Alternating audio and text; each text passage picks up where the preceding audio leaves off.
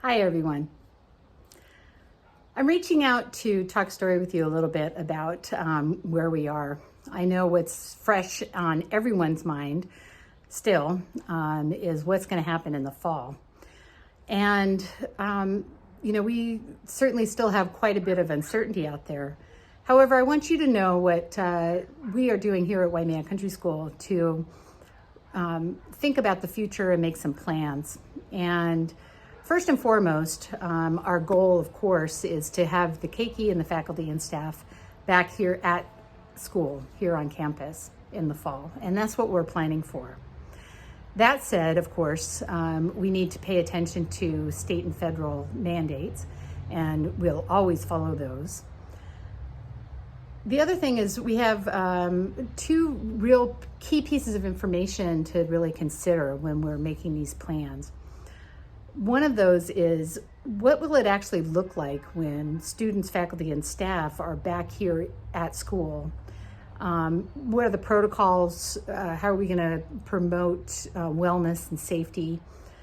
So there's some facility issues that we're looking at, and things that we can do and change to make things a little bit easier and safer. Things like getting hot water installed. So we'll make hand washing a little bit more pleasant, hopefully, but also we'll encourage people to do it a lot more often. We're also looking at things like checking students when they come in, making sure that they're not symptomatic, and what to do with students who become symptomatic and where we can put them safely to keep them away from others. We're also looking at disinfectant protocols, as well as different products, and how we can make sure that we're keeping the facility clean and safe while students are here. And of course, having the new lanai cover is wonderful because it gives us the ability to spread out. Now, the good news here, of course, is we're small, we're agile, we're progressive minded already, and we are pretty quick to make improvements and kind of change with the times. And if something needs doing, we can get on it and do it. The other thing that's really vital here is we need to make sure that we are keeping very close, open, solid communication with you, our families. As we head into the fall, we want to make sure that we're all on the same page, that we're working together and we have a good, strong partnership, not just about the policies and procedures of the school, but also to make sure that we're in the loop about what's happening with your family and with your child.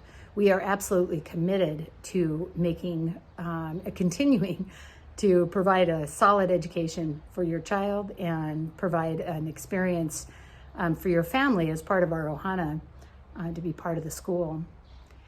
So once we have kind of that worked out, the second thing we really have to think about is what are we going to do with the really very real possibility, and to be frank, the pretty strong likelihood that we may have to drop into distance learning again in the fall, even if we get started here at school.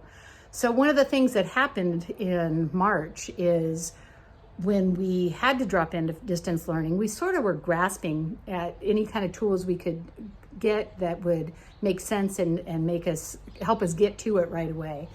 Now that we've kind of gone through that process, we can reflect and really think about making plans that are more strategic, getting a good LMS, which is teacher talk for learning management system.